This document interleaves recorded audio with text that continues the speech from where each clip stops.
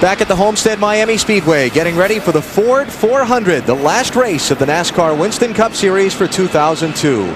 Still working on that track drying, so they've set us back to another 2 laps to go signal here, so we've got a couple of more minutes before the green flag. This is the capper to what is being called Ford Championship Weekend. They decided 3 NASCAR championships here in South Florida, Friday, Saturday, and Sunday.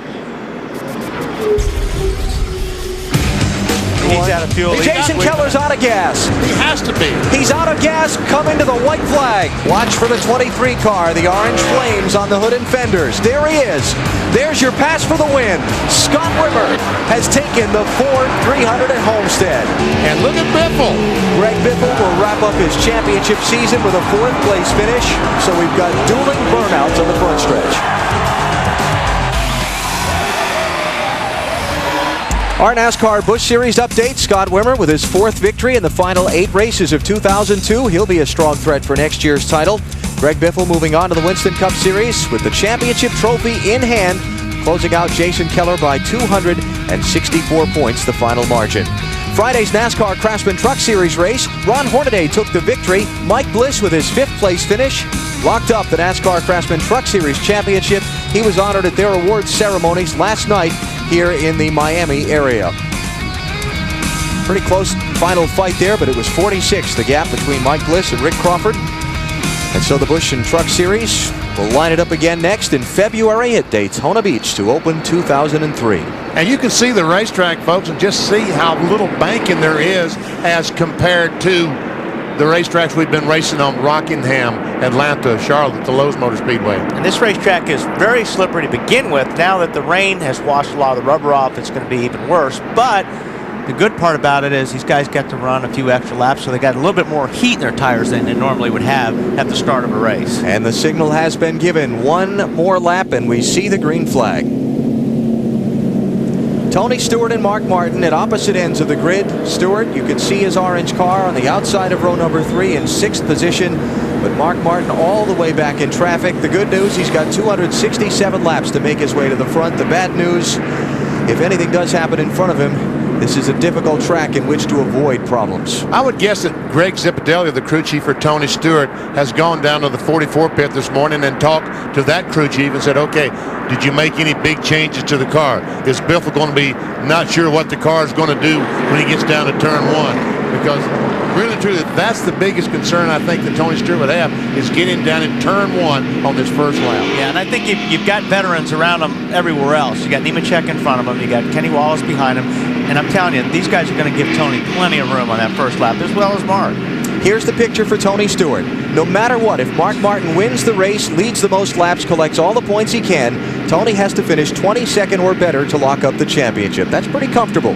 Mark Martin, on the other hand, if Tony finishes last in the race, still has to get up and finish 13th or better from 34th on the grid, and that's only if Tony finishes last. And like you said, that sounds like it's pretty comfortable, but at Daytona 500, yeah, Tony was out on lap 3. He was the first car out of the race, so anything can happen. And if anything that we've seen, like yesterday in the NASCAR Busch Series race, you can't predict the finishes of these races until the checkered flag waves. Jason Keller looked like he had that race won and ran out of gas. 400 miles to decide who will be the NASCAR Winston Cup champion. The green flag is out at Homestead. Green.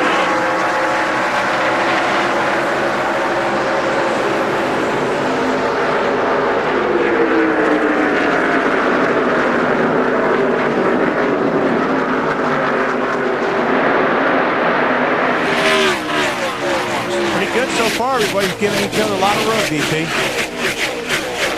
Like I said, this racetrack is just really, really slippery, especially at the beginning. You get a lot of heat in your tires. And Tony Stewart has been able to get to the inside of the racetrack. He's not on the outside, concerned about someone below him getting out of shape. He fell into line in front of Jeff Burton in 6th position as they complete lap 1. Back in the Hornet's Nest, we find Mark Martin, 31st right now. Now, Mark obviously is going to be driving a lot more trouble. Is that Schrader? No, it's Dave Blaney. Caution's out. Man, and this team has been doing so well the last few races. Dave Blaney started today 25th in line. had his best finish, one of his career best finishes at this racetrack, and had a great run at Phoenix last weekend, but it's not going to be long today with that car in that condition, is it? No, they'll have trouble putting fuel in the car, and he can't run 400 miles without stopping and getting some gas. Blaney in the championship, is that what you're asking me? Yeah. 19th. 19th in points. And in a tight fight for that spot. Let's see, there he is, right in the middle. He goes in the corner, and the car just goes around. Like I said earlier, very, very, very slippery up there. BP, you said in Thunder Motion this morning that if you get up high, no grip. There's Mark Martin. He sees the 77 go by, but he realizes that he can be long gone on the inside before anything, the 77 comes back.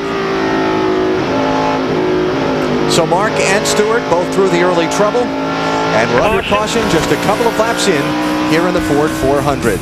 2 laps complete. Kurt Busch, the early leader. You're watching NASCAR on NBC. One opportunity to seize everything you ever wanted, but you captured. Lose yourself in the music the moment you own it. You better never let it go. You only get one shot. Do not miss your chance to blow. This opportunity comes once in a lifetime. You better. You can do anything you set your mind to, man.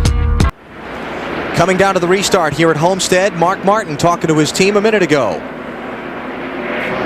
Y'all didn't change gears, did you? Nope, same gear.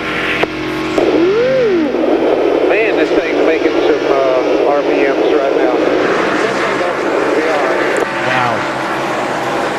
Well, that 40 car, I know, pulled down there to avoid maybe a collision with the 17 car, but I believe he passed a few cars before the start-finish line. If he did, he will be getting the black flag next time. He would be. The word's gone out on the NASCAR radio channel. Post the 40. Put his number up on that board at the start-finish line and show him the black flag. Tony Glover Well, do it next time. Clear all around. giving him the bad news. And the reason he has to do it next time by is because they use an access road to get onto and off the pit road here. It's at the entrance to... It's at the entrance to turn 3. Next time. You can't just come into the pit road off the racetrack in turn 4, so he's got to go around again. Yeah, Tony Stewart got penalized for crossing the grass to that road right there, and that possibly could have cost him the race last year. Yep, or he might be 3 for 3 here. So McMurray is going to give up 10th spot for his stop-and-go penalty. There's that access road we were talking about. Up front, Kurt Busch is leading. 20th race this season he's been out in front, and the 7th straight week that Kurt Busch has led the race. And there's Mark Martin in heavy traffic as he comes off battling with the 19 car. That's a battle up for about 27th, 28th. Put him in 28th that time by. And as I was saying earlier, when Blaney crashed, Mark's going to be a lot more aggressive than the 20 car, because he has to be. 20 car's got to be a little bit more careful, but Mark has nothing to lose here.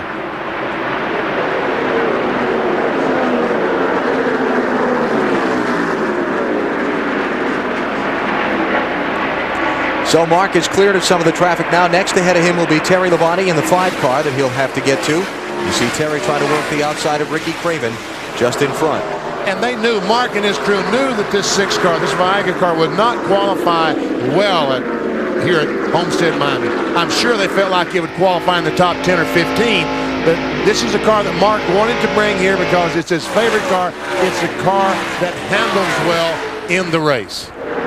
And Ricky Craven just moved over and said, go ahead, Mark, go on by, like you're talking about. Yeah, exactly. These guys do not want to get in a position where they're even going to race these 2 championship contenders. Ford has already locked up the NASCAR Winston Cup Manufacturers Championship for this season. You see the victory totals coming into the final race of the year. You know, speaking of guys staying clear of the championship contenders, in the drivers' meeting this morning, the weekly briefing for drivers and crew chiefs 2 hours before race time, NASCAR President Mike Helton, among his remarks, was a warning to all the teams. He said, if anyone attempts to manipulate the outcome of the championship, they will be black flagged by NASCAR and brought to pit road and left to sit a little while to ponder what might be wrong with their car. And meaning teammates should not get involved with the championship. You know, like You don't want a team car for Mark Martin holding up the 20 car for any reason.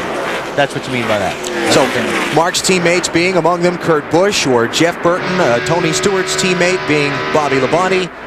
As the lead changes hands and Dale Jr. goes to the front. So NASCAR said they'll be keeping a careful eye on that situation during the race today. And Dale Earnhardt Jr. in front as he comes off down the front stretch. The fans give him the big salute. All stand up and wave and cheer. Burns, what happened to Blaney down in turn 1? Well, let's ask him. He drove his car back to the garage here, Benny. Guys are working on it now. Dave, did the track conditions at all play into what happened to you out there? No. I mean, yeah, it was probably slippery. I should have rode around for 5 laps and seen, but just too aggressive, too quick, and dumb on my part. It just cost me, but short day for the Jasper guys here. Can they fix it? We're going to try. We'll see how it goes here. All right, he's going to take a look and see what they're doing. It's a shame for him. 2 straight top 10s here at Homestead, not today. Blaney, the only car off the track at the moment. Other 42 on the lead lap. Jamie McMurray did stay in front of the leader, Dale Earnhardt Jr., after his stop-and-go penalty. Rusty Wallace looking for that victory. How many years? 16 years? 16 straight years, yeah. That he has won a NASCAR Winston Cup race here in 2002. Guess what? So far, not a sniff. Well, I say not a sniff. He's gotten a sniff. 2 or 3 laps to go at Bristol. He was leading the race and finished up second. He was second last week at Phoenix. He's finished second 4 times this season so far. And we've kind of followed the story of Rusty week to week and how frustrated and how much pressure he was putting out there to get that win. Oh, he's putting a lot of pressure on himself and his crew, trying to make that car absolutely perfect. And you know he's saying right now, little brother, you ought to get out of my way and let me go on. You shouldn't be holding me up. But little brother might not be holding him up at all.